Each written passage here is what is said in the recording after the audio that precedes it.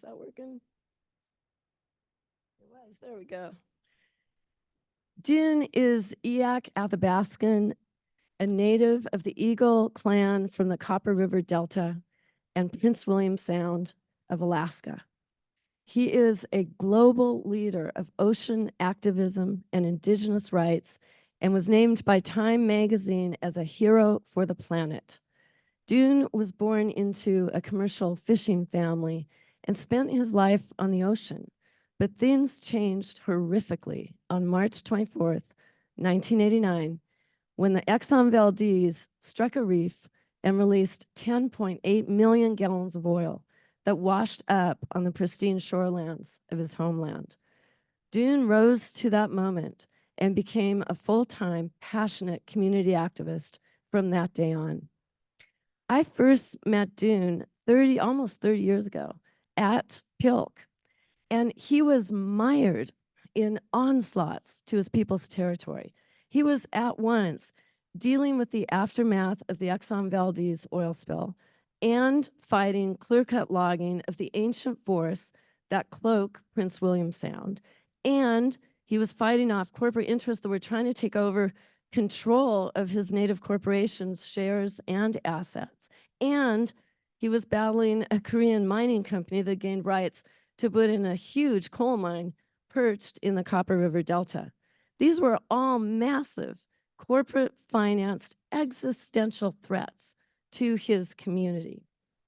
And watching Dune take on all of that, I recognized him immediately as a remarkable strategist who leverages opportunities like no one else can, who holds close the wisdom gained from his native tradition and is guided by ancestral memory. Someone who is undaunted by seemingly insurmountable challenges and who is a brilliant deal maker who draws people into his circle by really just the sheer magnetism of his vision and love for a better world. Over 35 years, Dune has managed to preserve 1 million acres of wild salmon habitat and keep the Copper River Delta in Alaska roadless and wild. He has warded off that coal mine so far, though the battle has not ended. In the process of this, he has created 13 high-impact nonprofit organizations, including the Native Conservancy in Alaska, which is the first Native-led, Native-owned land conservancy in the United States. And after working so successfully on land-back initiatives in the Gulf of Alaska, he is now tying those to the ocean, building an ocean-back model to help heal and restore the ocean, and also help native ocean farmers create sustaining traditional food sources to feed their people and build local economic resilience. And over the years, I have seen Dune work in so many different forums to champion nature and his people that I can easily say he is the most versatile activist I know. Dune brought a successful lawsuit to gain public interest standing so that he could challenge the clear cutting of his Eyak lands without having to post a $50 million bond. He brought a successful shareholder derivative action against the Eyak Native Corporation. He supported his daughter Ananda Rose, who as a youth plaintiff brought 2 atmospheric trust cases against the state of Alaska to force climate action. He traveled 3 times to Korea to negotiate with the president of that mining company to buy out the mining and surface rights. He engaged deeply in the Valdez settlement to secure land acquisition for native ownership in Prince William Sound. He fought in Congress to defeat a legislative rider that would have punched a road right through the Copper River Delta. He's worked on legislation to support native restoration of wild kelp forests. He's drawn millions of dollars of funding for native land return in Alaska. And he even established a boat company to produce boats for Western Alaska tribes so that they can continue their subsistence fishing and hunting in the vastly rougher waters and higher swells of the sea that result from diminished sea ice. And Dune, this is what blows my mind so much. Dune is actually engineering those boats as design threats to his homeland and community. For all of memory, Dune's people had coexisted in balance with nature, and yet their ancestral homeland could be completely devastated in a matter of a year or two. Literally. That is the unfathomable power of corporations that chase profit by annihilating what is sacred and glorious. Many defenders facing such powerful economic and political forces would feel utterly paralyzed by the odds stacked against them.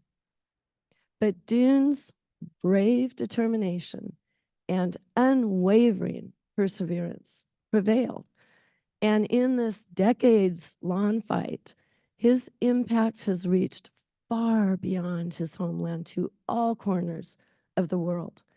During my visit this summer, as I watched the Native Conservancy's college interns gather around Dune and listen so intently to his stories, I saw his influence shaping the leaders of the future, a next generation of brilliant and versatile advocates with generous hearts, brave spirits, and an encompassing vision of a future for us all. I am thrilled Dune is with us today to deliver his keynote address entitled Land Back plus Ocean Back equals People Back. Please help me welcome Dune Lankard.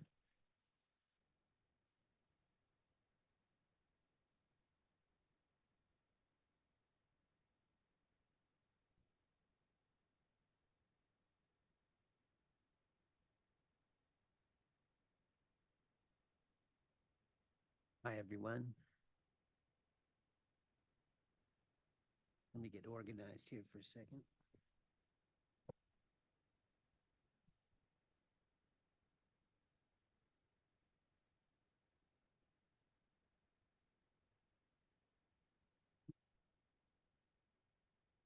So after hearing some of the previous speakers,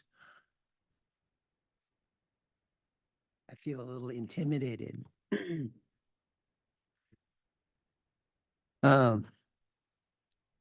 Issue means in EAC, is that you? It's my absolute honor to be here and take in this energy from all of you like I did 30 some years ago. So before I start my talk, I'm going to share that experience 30 years ago. When I first got here, I was an activist from Alaska looking for support in a network. You know, I wanted to find some like minds that could understand what I was facing, what I was about to try. And I was worried because I felt very alone in Alaska. You know, like I heard about movements in the lower 48 in America, and I wanted to come down here and see it all. And people had been telling me about the public interest environmental law conference for quite a while. So I decided I would come down here and see if I could network with some folks. And what had happened was I didn't have the $40 to get in to hear the keynote speakers. So I snuck in, and I had to duck under some ropes and jump over a couple more, and then try not to look anybody in the eye. So, you know, they would think that I belong there. And I went to the very back of the room and I decided, okay, I'll find a safe spot and just mind my own business. And someone spotted me. And this person came over and said, "Are you Dune Lankard?" And I said, "Well, that depends." And they said, well, if you are Dune, you're a distinguished guest, and we have a chair for you at a table with your name on it in the front. And I said, so if I would have just told you who I was, I wouldn't have had to pay, and you would have a seat for me. And, the person just didn't know what to think, and I didn't know what to think. But so I embarrassedly walked to the front of the room, and they placed me at this table with all these amazing Indian activists who I had been in awe of and fans of for years. And the keynote speaker that night was a fellow by the name of Corbin Harney. And for some reason, Corbin was in one of his moods, and he would not go on stage unless an Indigenous person introduced him. And Corbin, he was known for his environmental justice work in nuclear disarmament issues on his Shoshone lands. And so he was just a legend. And even though he's not with us now, his spirit will always shine brightly. That's who he was. Anyway, so I looked at my Indian colleagues and I said, well, this will be fun, huh? I said, so someone supposedly has drawn the short straw, so get up there and introduce the fella. And they said, well, so none of them would even look me in the eye when I said that. And then one of them said, you're the distinguished guest from the North. You get up there and introduce him. And I said, well, I don't even have his bio. I don't even know him. I know of him.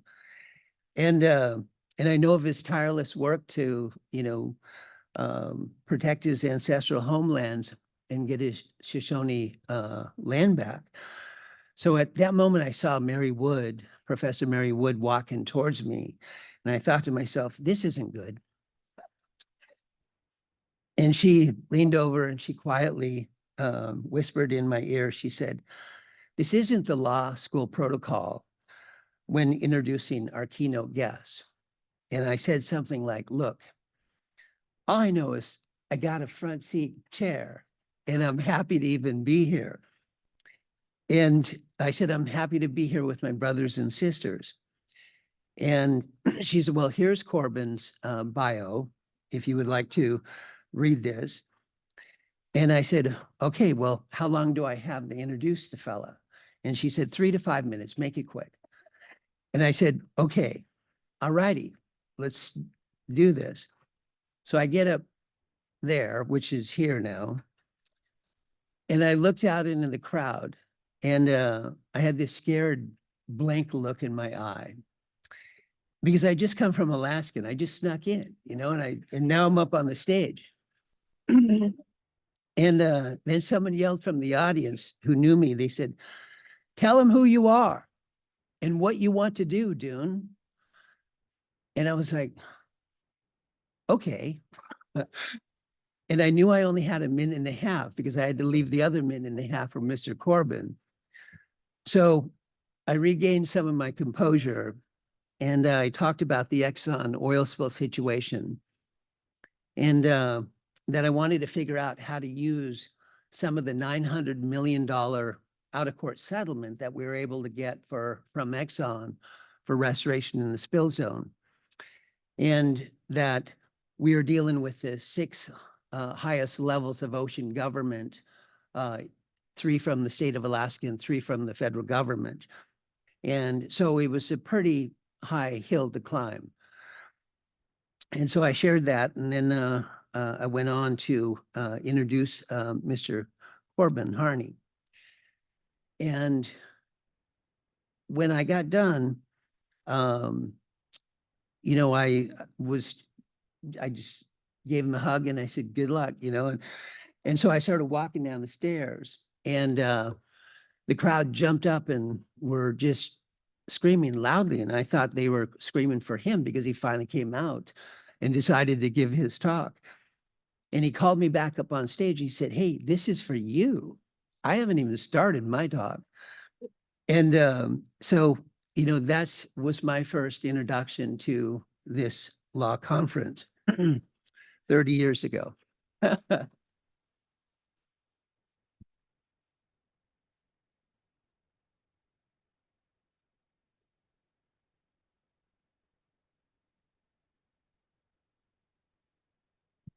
It's funny how life works sometimes. Okay, so this slide is our ancestral homelands in Alaska and EAC. Okay, they gave me a power pointer. How to use it. Okay, this is that right there is our EAC homelands along here. So we're on the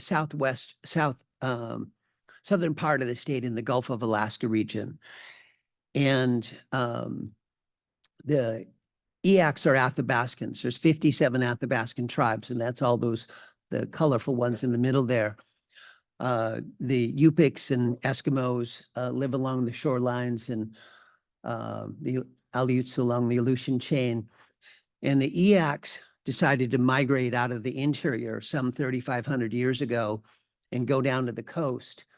And I would imagine that they were in like ice sleds or, you know, probably canoes and with sleds or something to drag all of their stuff. I can't imagine that they would carry it that far. And they went across the glaciers and they went down to the coast where, as the glaciers were melting, a thin green strip of habitat was being formed along the coast. And that's where we survived and thrived for about 3,500 years. And probably in the history of time, there has never numbered over 1,000 EACs because the habitat didn't warrant that. It was rugged and pretty dangerous. I mean, you know, you just didn't make it because you wanted to. You had to figure out how to live along the coast. Next slide. So where I live is in Cordova, which used to be called EAC. And EAC is, it means where the lake meets the river. So it's where the freshest fish come up into the lake, and we harvest them there before they go into the lake because they then become a different fish. So they're bright and shiny and happy on the outside. And when they hit the fresh water, then they turn red on the outside and their meat turns white. So they reverse. And then instead of filtering food, they're filtering sand. So whole different situation. And this is the two sister watersheds, the Prince William Sound. It's about a 100-mile circle. And the Copper River Delta, which is 50 miles wide. And it goes up 300 miles up into the interior, up into the Glen Allen area. And we've rafted the copper probably 70 some times over the years. And I've done the whole run twice.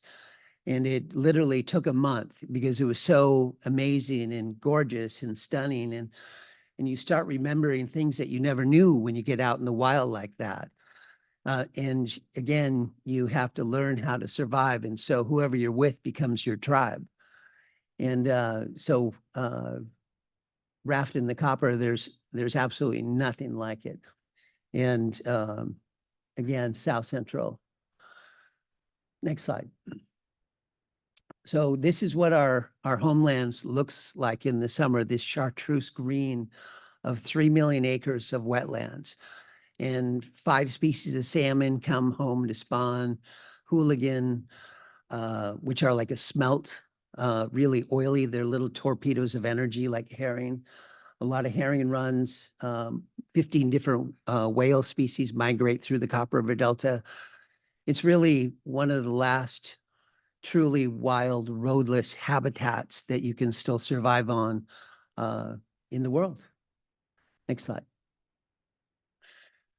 So I come from the Eagle clan, and the last 2 clans that survived out of the EACs were the Eagle and the Ravens. And I meant to put the Ravens in there close to the ground. We're, you know, different people, different beliefs, and it's interesting. But the eagles, I grew up in one of the last fishing families in Prince William Sound and on the Copper River Delta. And so my education came from both those ecosystems. That's really all I know. Next slide. This was some of my early fishing days. This is a load of pinks and chums. We deck loaded our boat twice in 48 hours. And with 120,000 pounds of chum salmon. And that was the first time that a dear friend of mine, Nick Tilson, who runs NDN Collective, NDN is short for Indian Collective, he came to Alaska when he was a young pup, and he was my first intern at 14 years old. And I don't know if any of you know Nick or know of NDN, but they funded over 500 of the tribes across America themselves last year alone. So when Nick came back, and we've been in each other's lives for over 25 years, when he came back, I said, Nick, what's really cool here is now you're my mentor. I said, we've switched roles. But I still fish in gillnet on the Copper River. I still make a living. This is my latest boat over here on the right lower side, and I'm renaming the boat from Humboldt Current to Ocean Back. And because that's one of our campaigns I'll be talking about in a moment. Next slide. So this here was our 1994 potlatch, which was the same year of the $5 billion Exxon verdict that we had won from Exxon. And when Exxon came to town, they told us, they said, you know, you're lucky that that oil spill happened with us, that it happened with Exxon, because we do things right and we're going to make your lives whole again. They did. They put a hole in all of our hearts. They ruined our habitat. They did a number of oil spill cleanup things that no one should be doing anywhere. And the number one response to oil spills, even today, 35 years later, is dispersants, to figure out how to sink the oil and get it into the water column and get it out of the public eye. You know, so not only do people think the spill is less, but that the money, the awards actually come down. So Exxon went on to appeal that verdict 17 times until they got the Supremes of their dreams, and reduced that amount from 5 billion down to 500 million, which was the equivalent of one bad fishing year in Alaska. So you could imagine how the 30,000 plaintiffs felt. So what, you know, they thought they were going to get compensated for losing their fishing way of life and going through everything that we had gone through. Because like in our community alone, there were divorces, there was bankruptcies, there was suicides, there was alcohol and drug abuse. Everyone had lost not only their American dream, but their Alaskan dream. They lost their footing, they lost their balance, because we thought that someone was going to come and help us. We thought that, you know, the Alaska delegation would step up. Heck, the president of the United States, Bush 1, you know, we thought he'd make a special appearance. He sent in his VP that couldn't spell the word potato. And, you know, they put him in these Exxon boots and they rolled out the red carpets on the oil spilled beaches so he wouldn't get any oil on his boots, his white Exxon boots. And so my job was to round up kelp with, I don't know what they were, but they weren't nets, but I would round up the kelp and I would pull it together and I'd put it in these totes and I'd bring it back to this barge, and I would take this hot water wash, and I would take chemicals and soap that they would give me, and I'd pour it in there and I'd just splash that kelp around and get it as clean as I possibly could. And the hot water wash and all these chemicals would kill all the kelp, but it looked clean. Then it was okay to put it in the water again. So in case someone flew over, a boat of media people came by and they took pictures, they would see clean kelp and not oily kelp. And so I complained loudly for 3 months and said, this is wrong. You know, this is, so they decided to give me a job where I ran the brass from Exxon who came around to see the oil spill that they had created. My job was to bring them around to the different bays and show them what they did. And they messed up on that one because every single one of those people walked away, they were going, oh my God, like, how did this even happen?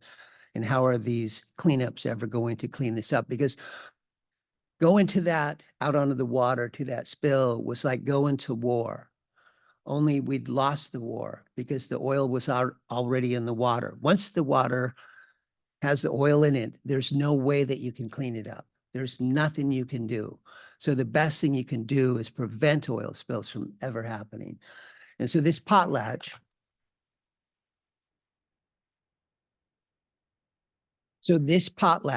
was symbolic because it was our first one in over 100 years, but it was also a time that we came together and we had to think about how we were going to take on the largest corporation in the world and then stop the clear cutting that was about to commence. And so right at that time is when I received my EAC name, which is Jamutsuki, which means a little bird that screams really loud and won't shut up. And I received it from all the campaigns and direct actions and jumping off of buildings with banners and filing lawsuits and blocking roads and, taking out a little bit of equipment every now and then. But that was a pivotal year for us. Next slide. So you can see where the Exxon Valdez oil spill started up here in Prince William Sound in Blythe Reef. And it's really well marked. And, how Joseph Hazelwood ever allowed that to happen is beyond us. And I remember when the spill cleanup didn't start for the first 72 hours, for the first 3 days, the T-shirts from the oil spill came out first. And one of them was, it said, I said a hard right, not a Bud Light, is what Joseph Hazelwood was saying to his crew. And what happened was he had put the vessel on the iron mic on the compass steering, and the second mate didn't know that it was in compass steering and didn't know how to take it out, so he couldn't turn the ship. Yeah, and so the oil spill moved 70 miles a day, and covered 1,500 miles of coastline. Next slide. You can see some of the whales coming up right behind the Exxon Valdez, right on the stern of the tanker. And supposedly there was 44 million gallons of oil on the vessel. They said that they lightered off 33 million gallons, but we've never seen proof of that. So we knew at least 11 million went into the water. But the other two ships that came up and lightered off what oil that was on there, my older brother Bruce worked on one of those rigs, and he said that they were pumping the oil overboard as fast as they were pumping it onto the lightering rig. And he said, Dune, they weren't containing this oil. They were taking it from the Exxon Valdez and pumping it right over into the ocean. And you can see, like, some of the things they did was the oil, the hot water washes that killed everything, all the organisms on the beach. They used bioremediation that would eat some of the oil, then the incoming tide would take it out to sea, and all the animals were digesting a lot of this oil. And all the herring run, which was over 200,000 ton of herring returning annually to Prince William Sound, plummeted down to only 4,000 ton coming home.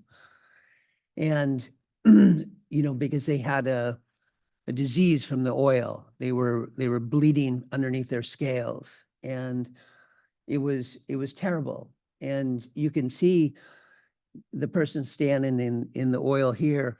You can still go out in the areas in Prince William Sound and see oil anywhere from 3 inches to 3 feet down. There's still dead zones in Prince William Sound 35 years later. Next slide. So this slide represents basically the combination of our work, which is ocean, land back plus ocean back equals people back. And the reason that I chose that as a theme is I've always fought for land back my entire life. I mean, when I was 10 and my mother chose me as the one, and I said, the one what, Mama? And she said, Dune, you're going to help save our land and our people and our culture and our fishing way of life and our language. And you're going to be the one. And I said, yeah, but what about Debbie, Linda, Dawn, Pam, Bruce, and Joe? And she said, no, you're the one. You're stubborn and you've got incredible willpower. So you're going to be the one. I said, well, you're going to tell them. And so the EACs, everywhere in the tribe, everyone in the tribe was concerned, like, oh my God, Dune's the one, like what? And so I said, look, Mama, so you cursed me. And she said, no, I gifted you. I said, you cursed me. And I knew that my young life was over, that I was going to be groomed the rest of my life in native and fishing politics. And that's exactly what happened. So to me, it's always been about land back and ocean back. It's always been about, spending my time on the land and out at sea and learning how to fish and be a provider and a defender and a giver. Because see, in subsistence, and what that means to us is when you give a fish to another person, they don't have to spend $49.95 in the store per pound to give a copper of salmon to another. That's actually an act of philanthropy, because you're given a gift that you harvested and caught and probably processed and gave to that family. And I remember as a young pup, we would go around and do 15 to 20 drops of different food sources that we used to harvest, and we would share them with different people. And I asked my mother and father one time, I said, why do we do this? And they said, well, because we'll always have more and they will always have less, and they will never be able to get this food if we don't give that to them. So that's why I just always decided to have some sort of a salmon potlatch or food sovereignty or food security program to provide fish for people who wouldn't get it. And so the idea of people back is that if you have land back and you have ocean back, then you're going to be able to coerce the women and the children, the youth to come back, and the men will follow. So our goal, is to save our land and save the ocean and bring our people back. Next slide. So these next two slides are about Alaska's body of law. And basically, I'll go through them really quickly because it's important. So in order to know where you're going and how you're going to get there, you have to know where you came from. So in the 70s, the Spanish invasion, they named everything after themselves and left. Prince William Sound, Fidalgo, Valdez Arm. I mean, you go through and you look at Prince William Sound and you go, oh my God, people had egos. 1850s, the Russians came in, the Russian invasion. They basically killed sea otters all the way down to San Francisco, pretty much decimated all of the furs as much as they could. And then in 1867, the American invasion began. And basically, what I mean by that is there was two writings that were important to know about. One of them was called the Treaty of Cessions, which was the American version of the 1867 purchase of Alaska. And the Russian version of that same document was called the Kuznetsov Memorandum. And the one sentence that was deleted from the American version said something like this: we don't own the indigenous people's land. We just have a few fur trading posts, about 40 acres, that we do different fur deals with. So we're bartering with the native people of Alaska. We don't own them, we don't control them, and we certainly don't own their land. And then America was able to purchase Alaska for $7.2 million. And the 0.2, that 200,000 went to pay off the congressman to vote in favor of this acquisition, even though they knew that there was no acquisition. that this was a stealing and taking of native lands. So we had lost, out of 380 million original acres, the native peoples of Alaska only retained 44 million acres, which is roughly 11% of our original land base. So then if you look at the 1908 annexation of our lands by Cordovans, they tacked a sign on a tree from Colony Eyak and named it Cordova. Then in 1934, the Indian Reorganization Act. 1959, the year I was born, they had Alaska statehood. So I was born into a territory and immediately changed over into statehood. So I was incorporated. By 64, when I was 5, they had the Good Friday earthquake that rocked our world. It was a 9.2 earthquake that people died, tidal waves, turned our fishery upside down. We were lucky to recover and have our environment recover. And a good thing that, the ocean is resilient, because after about 30 years, 25 years, the habitat and the wildlife started coming back and the seafoods. Then 68 oil was discovered in Prudhoe Bay, and that's what financed the Alaska Native Claims Settlement Act. 500 million came from the oil companies out of that $962 million settlement. 500 of that came from the oil companies so they could deal with the Indian problem, because the only way that they could get a pipeline through the state of Alaska across Indian land was have a land claims. And the last thing that they wanted to see happen was have 226 sovereigns telling them to get, negotiate with them. And so they decided to put us and force us into native corporations that was only guided by the SEC, the Securities Exchange Commission. And you could only bring a case if you could prove fraud. So the odds were against you from day one. And so the way it worked is I received 100 shares, like say this, where I'm at right here, that I'm standing on is the surface rights. I own 100 shares in the village of the surface rights of that land. And then I own 100 shares of the subsurface rights, which are the minerals and oils and everything below that through the regional corporation. So it was an act of deception, and it was a way to assimilate and create genocide and separate the people from their land. It was brilliant. And unlike in America, where you have land reserved for Indian people called reservations, the land is held in trust by the American government. In Alaska, we got title to our land, but it went to the corporations. So me as an Eyak person, as a village, we don't own 1 acre of land from the village from that land claims. We don't own 1 acre of land from the regional corporation. So out of millions of acres of land, we're landless. Next slide. Okay, so this one, okay, ANILCA, which is great. The Alaska National Interest Lands Conservation Act protected 108 million acres of land. And it was also supposed to protect our subsistence rights, which even today, we still do not have a native preference for subsistence. How can that even be?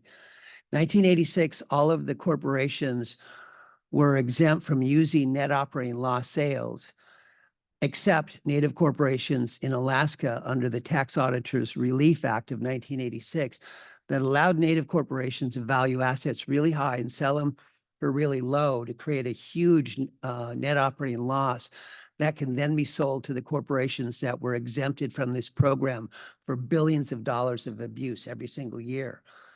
So the way that it worked for me in one of the instances was they valued the Berrien River coal field for $100 million, sold it for $500,000, created a loss of $99,500,000, jumped on the elevator, went down one floor and went to Waste Management Services and sold those losses for 50 cents on the dollar. That put 49 million or so into like an escrow account that was supposed to be for our 2,000 shareholders. And then our regional corporation came to Cordova and told us how wonderful they were doing. and gave us a great meal on a Saturday night. On Monday, they filed for bankruptcy protection, and that 49 million went to all the secured and unsecured creditors that were financing a lot of their nonsense.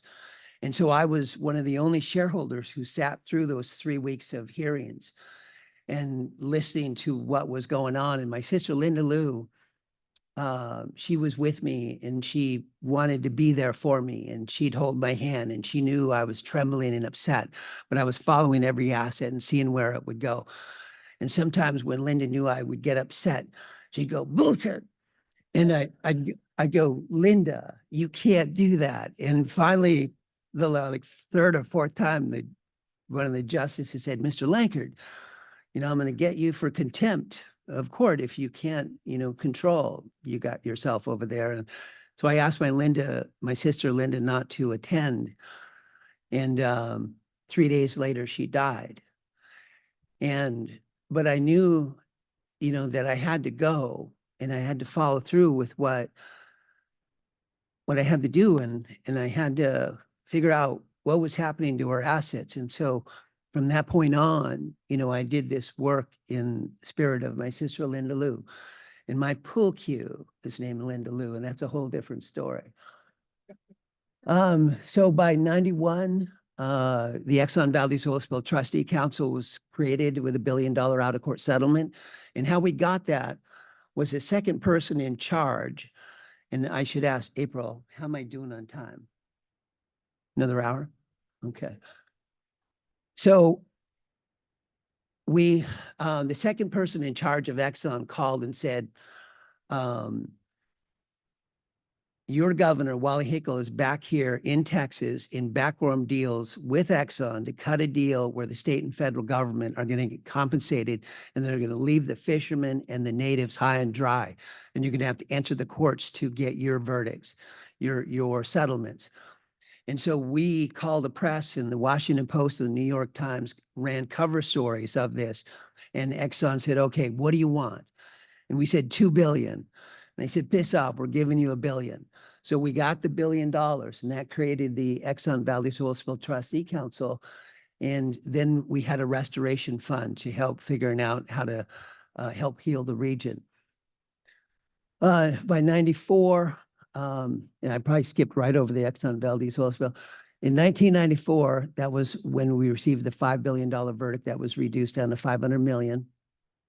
By 2003, I formed the Native Conservancy because I didn't like the way that conservation was being done. I felt that the public interest valuation was skewed, and I wanted to value endangered languages, endangered peoples, native culture, clean air, clean water, clean soil. And most of what I'd seen was all based on economics. And they said, well, what you're talking about is intrinsic values. And I said, but I know that they're priceless, but it's how are we going to do this? Every time we think about doing conservation, it's when the machines are in the backyard being warmed up and you can hear the hum of their engines and they're about ready to bulldoze the trees and cut up the land. We should be doing these deals way in advance. We should be valuing all of these things and figuring out how to put a price tag on that. And I'll tell you what, it's going to be a heck of a lot less than we're paying now when they're actually out there with the bulldozers.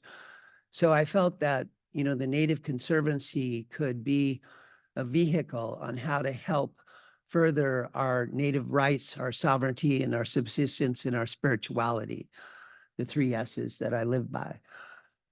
And so then by 2016, we had preserved 85% of the Bering River coal field.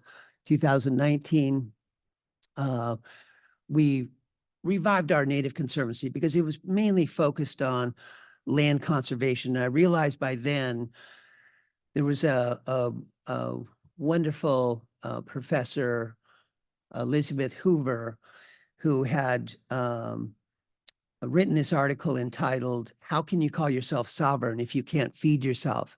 And to me, that just said it all. I was like, okay, we need to think about food sovereignty and food security because just saving the land isn't enough. We're going to have to figure out how to protect our subsistence and our fish and way of life and continue to feed our people.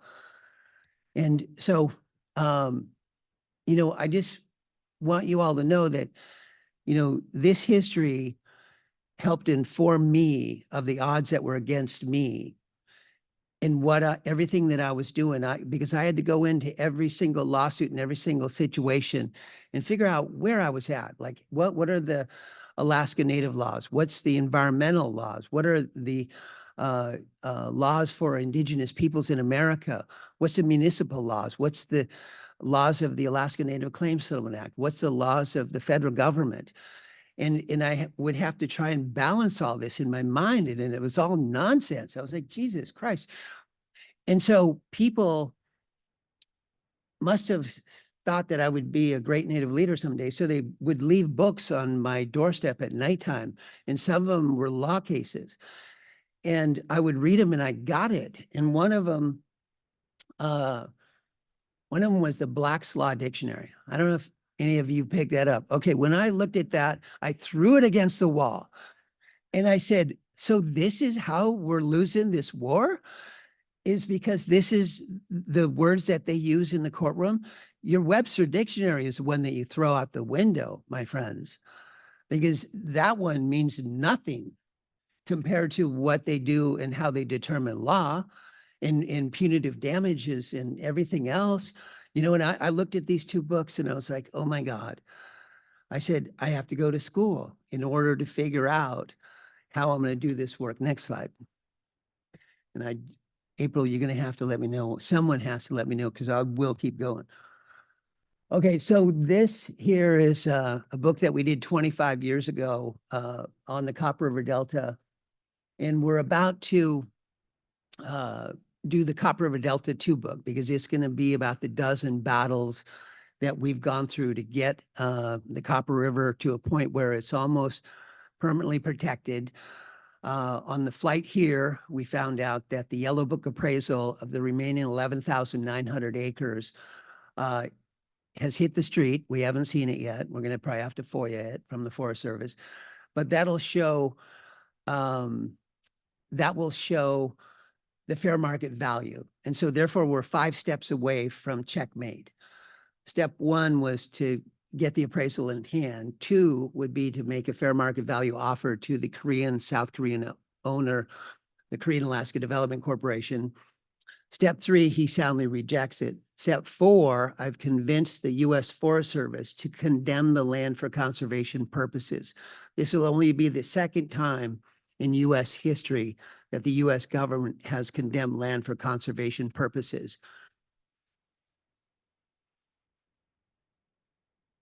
They usually condemn lands for development purposes. So step 5 is then he has to take whatever that final settlement number is. So it'll go to the courts and probably through Congress, but then they'll determine the final price and we'll call this 130-year battle over. But so in the meantime, we're going to do this Copper River Delta book 2. We're going to have a 2-year art show that'll accompany the book around the world. Then we'll do a rave, which is a rapid area visual expedition to document the baseline of all the critters and animals and flora and fauna and sea life and whales and herring and hooligan and all of the kelp and everything. So we know what the baseline is. And then we'll do documentaries. And so this battle here, the Bering River Coalfield conservation battle, started with the Guggenheims and J.P. Morgan 130 years ago. And the case played out in the public eye for about a dozen years and went all the way to the U.S. Supremes, where the Guggenheims and J.P. Morgan lost to Teddy Roosevelt, the president, and Gifford Pinchot, the first chief of the Forest Service, because it was declared a monopoly to allow them to steal the Bering River coal, to take it upriver, to take the copper ore out of Kennecott. So the Delta and the Bering River coalfield was saved for 70 years, and you can see some of those seams. So they're going to have to do mountaintop removal to take this Bering coalfield if they ever do take it. And so it's been just this amazing battle that I've been involved in for 30 years and sharing with you all. So thank you for sitting in and listen on another chapter. This is round 8, year 30 for me alone. So here's the Alaska Syndicate. In the Alaska Syndicate, they owned all of the shipping, and hold on this one for a second, April. They held ownership to all the shipping lines to Alaska. They had all the railroads. They wanted to take all the subsurface mineral rights, the copper, the ore, everything they could. And they also were the ones who had created the commercial fish traps. And it got to the point, and so bad, that the commercial fish traps killed all the wild salmon in Alaska. So they had to start a gravel box hatchery program to restore the wild runs.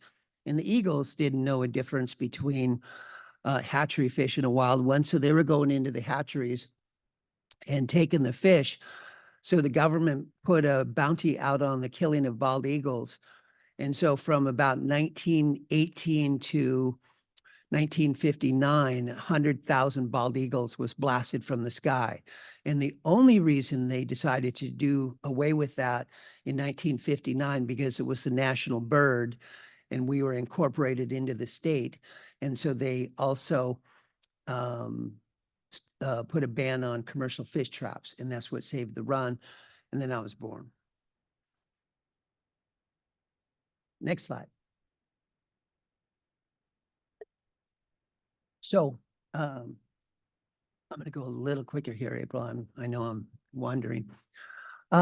So again, you can see the Delta is absolutely magnificent. And the Bering River region is just robust and alive and wild and roadless. And we're going to do everything we can to keep it that way. Next slide. This is one of the rivers from the Bering River that feeds down the Katella. The Katella, the lower mouth of the Katella River is also a village called Point Martin. I know we had another name for it, but it was a village site that both the Eyacs and the Tlingits shared for quite a while. And the Tlingits were Athabascan people too, and they came to the rescue of the Eyacs because the Aleuts and the Chugach Eskimos wanted to decimate us and kill us. So the Tlingits said, well, we'll help you, but in exchange for your women. And so we got tired of that after a while. And so we decided to migrate from this area and headed further west to the Copper River Delta. Next slide.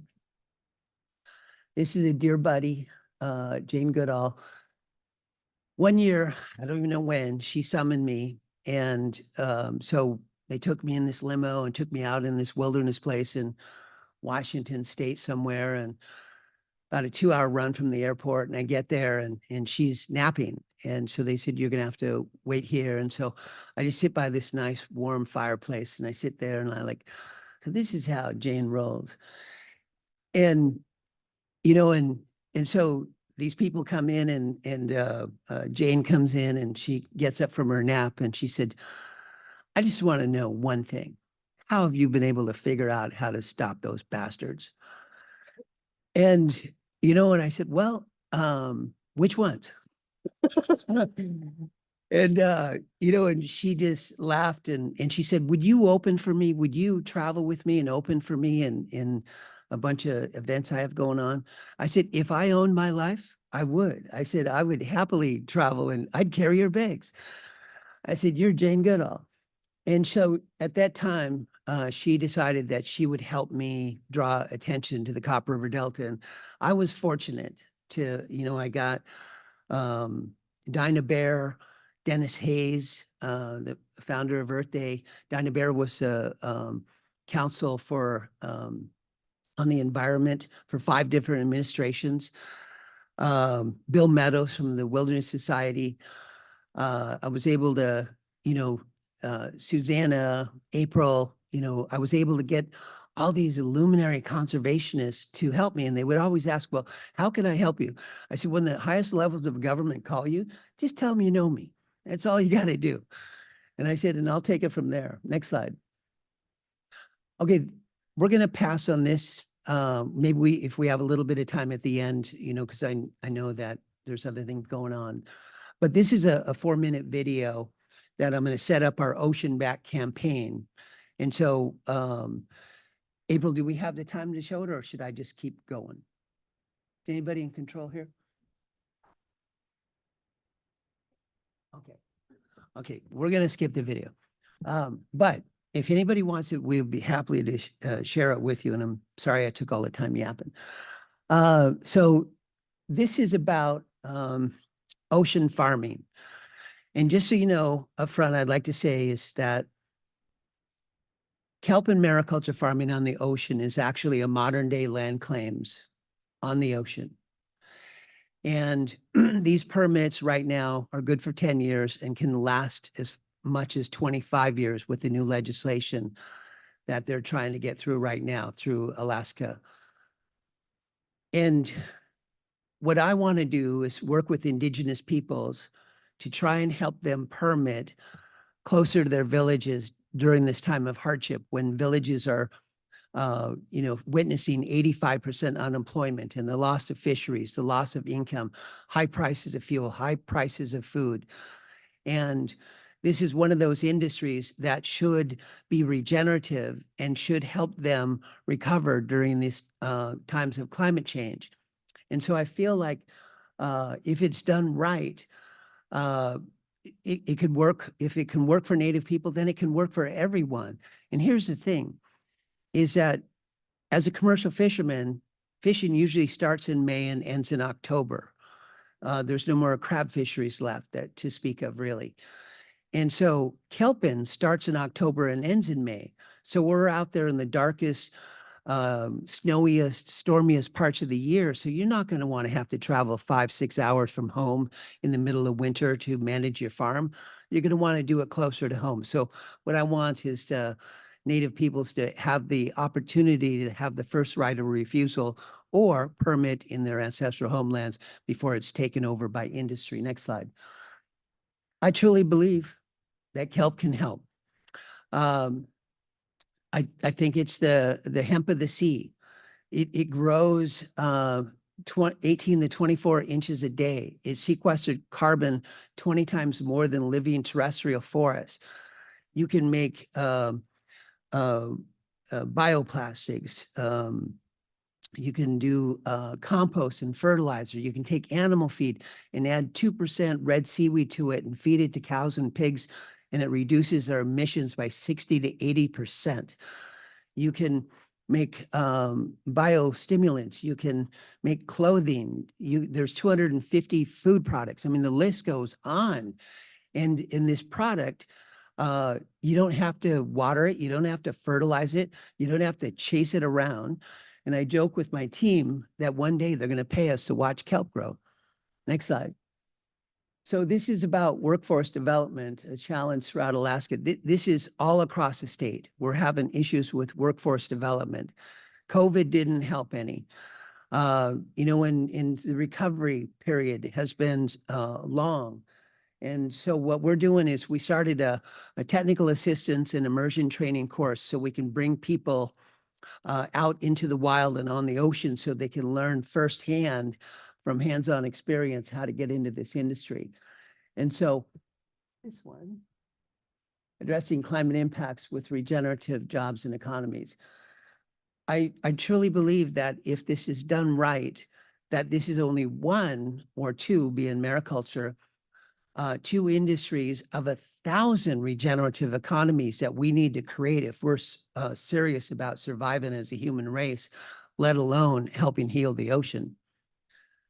This here is how April's mind thinks.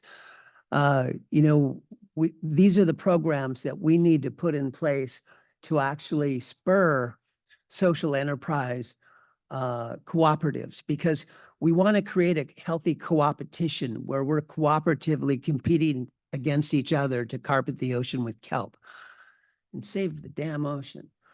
And so I feel like if we do it right and we look at this from bird's eye view from high in the sky, that we can see what needs to be done down on the ground. And we actually need a mariculture plan, not only for Alaska, but America and around the world, because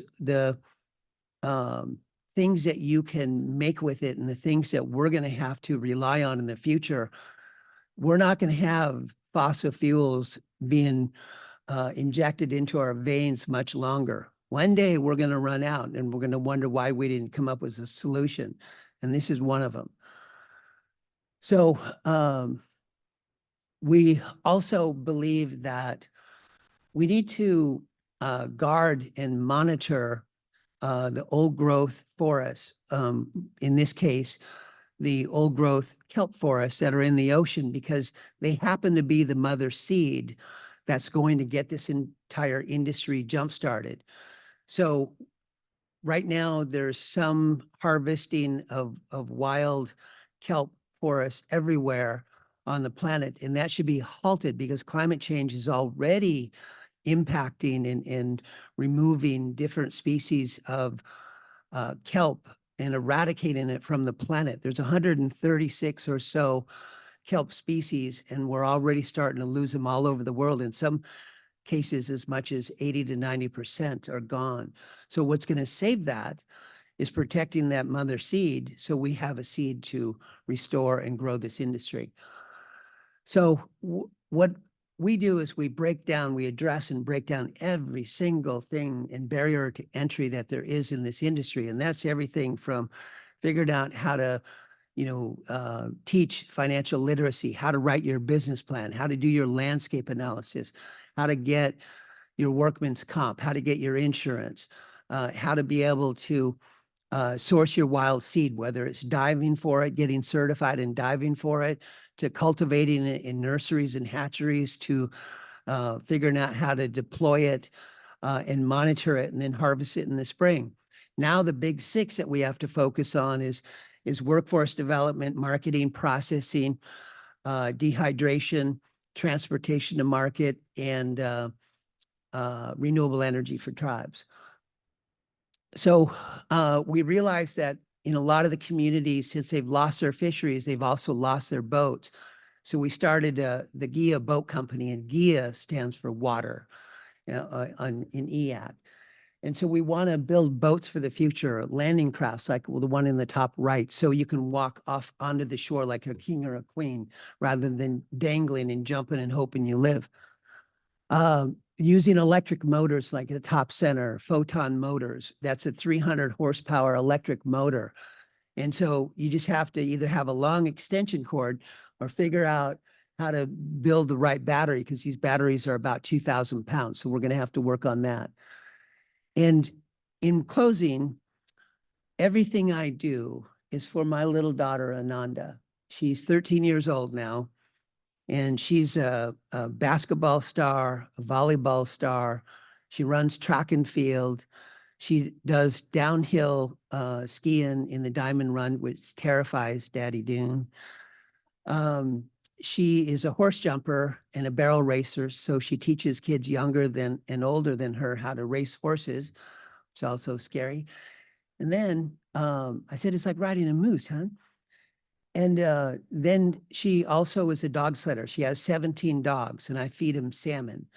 And she just raced in the, it's like a Alaska sled dog junior championship here in the last 2 weeks. And out of 20 racers, she came in third. And so she's very dedicated. And unlike her daddy, when I was an athlete, I would always get pumped up and I would have to jump and really, get in the zone. Where with Ananda Sweetie, her getting in the zone is I'm standing next to her and she's looking 5 miles out in front of her. And I'm talking and she's just looking out. And I go, honey, are you listening to Daddy? And she's not. She's out there and knows she's running every bit of that track. She knows which turns, which way to tell her dogs to go. And what I do is I dedicate everything to my daughter Ananda and to the youth of the future. Like when Ananda was the youngest and the loudest plaintiff when she was 1 in the state courts in Alaska, and the state was arguing their case. And and Ananda and I were there, and she kept taking her sippy cup and slamming it against the mic because it was making this reverberating sound that she just loved to hear in the room. And finally, the judge said, "Mr. Lankard, I'm going to get you for contempt of court if you can't control your daughter." And I said, "Clearly, she's not happy with climate change, Your Honor." And right at that time, my sister Deb came in, so I was able to hand her off. But to me, this conference is about cultivating community, and that's all I've ever done. Is I've gone out and I've tried to, get people to listen and be this voice that's louder than everything else, yet remain a voice of reason, so people would listen. Because at the end of the day, we're all in this together, and we're not going to get to Mars or the moon fast enough. If that's your plan B, we're not going to get there quick enough. So we're all in this together, and we're, with our collective hearts and intelligence and minds and abilities, we need to act up, and we need to rise up, and we need to get rid of the leaders that are on this planet right now across the world. And we need to get leaders in place that care and love our blue planet, and people who can spell, and people who can understand, what we have to do, and stop thinking that denial is just the name of a river. Figure out how we can work together and direct this energy, this time, money, or love, whatever direction that we need to, if we're serious about surviving as a human race. So thank you for inviting me back here and listening to some of my stories.